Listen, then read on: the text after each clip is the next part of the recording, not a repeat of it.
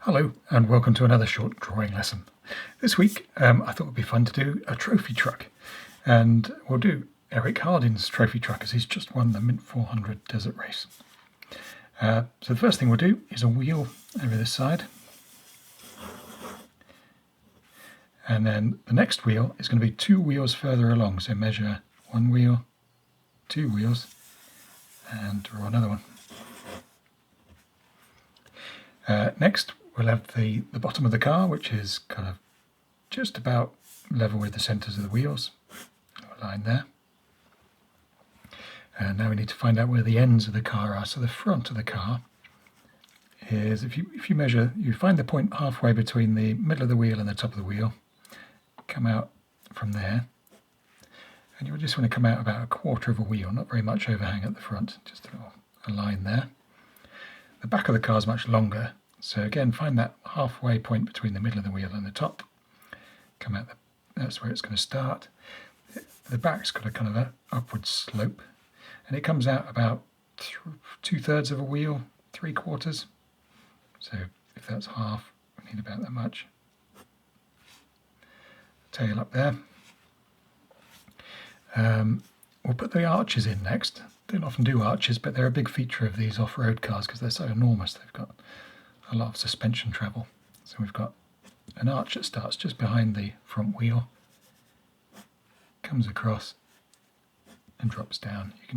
They're slightly squared off, so you can kind of do them in 3 sections. The back one starts just in front of the wheel. Give them all a slight curve. Comes out the back. There's a sort of bigger gap here. Next we need to know where the top of the cut, the top of the nose is. So just give that arch a bit of thickness. And we'll do the same at the back here. What we'll do is give ourselves a little point. Just if you measure sort of 1/3 of a wheel in front of that back wheel, that's kind of where this pickup bed wants to stop. And again, give it an arch and sort of slope it downwards. It wants to be a bit higher at the back than at the front there. A bit difficult to explain, but here you go. Something like that. I'm using a pen and I'm trying to draw lightly, which isn't always easy with a fountain pen, so this one allows you to draw a thinner line if you hold it more vertical. Later on I'll start to do some thicker lines, and then hopefully the mistakes like this won't show up too much. We're about ready to do a cab now, so that point that we marked there, that's going to be where the back part can be removed, the rear arch can be taken off. And just a tiny bit in front of that is where the cab starts, and it has a slight lean forwards to it.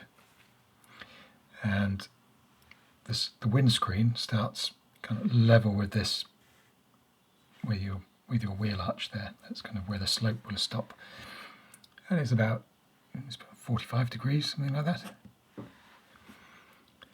And so hopefully you end up with a sort of silhouette a bit like that. So it's your basic truck outline. Now we can do the fun stuff, which is all the things like there's some big roll cage bars at the back there, and they have stuff strapped to them like fire extinguishers and all sorts of gear that you might need if you're stuck out hundreds of miles away in the desert.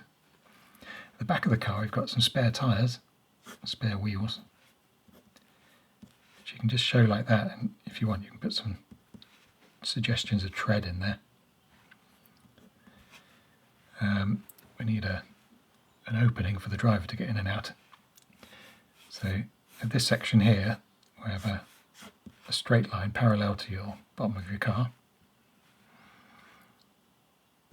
and make a windscreen, a side window sort of opening in there. Make sure you leave a patch here because that's where there's a box there where the number goes in.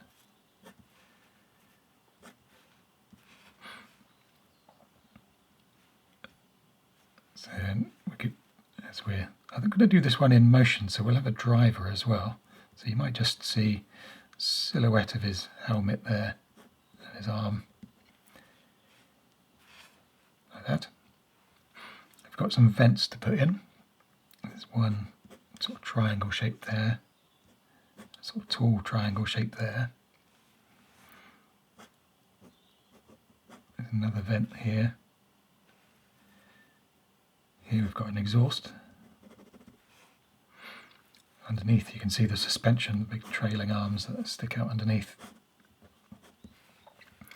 And I'm kind of happy with everything as it is at the moment, so I'm going to start using some boulder lines and shading some stuff in, so we can, all of this inside the arch can be nice and dark. Notice I'm trying to keep my shading, even though it's quite rough and sketchy, I'm trying to keep these lines nice and parallel, rather than just scribbling up and down, which can, you know, I'm trying to show that it's a mechanical thing that's been made carefully. And it just stops the drawing getting too crazy. Although I do want a bit of messiness because it will feel energetic. I don't want it to get out of hand and look too messy. So it's getting that balance. When you look at a car from the side, you can generally see the wheels on the far side if you're looking underneath. So you just see a little patch of them showing like that. This stuff in the back can go quite dark. The driver, he's in shade, makes it easier to draw. And these vents are obviously dark as well. There's a bumper. Up here we've got some big powerful lights. And there's usually a bar there and a light bar or something. And what else do we need? Oh, I said I was going to do it with a light at the back. I said I was going to do it in motion, and that's always fun with these off-road cars. They can do huge jumps, so you can draw a shadow in, but separate from the tyres, and that makes it look like the car's hovering. And to give it a bit of direction, we can draw some nice boulders and rocks and dust flying behind the tyres, and that gives it a bit of a motion in that direction. You can draw some dust clouds if you like as well. Try not to go too crazy. I might have to. But, and last of all, we need a sort of livery on there, don't we? And the Hardin truck has got these kind of long lines going down there, and his name.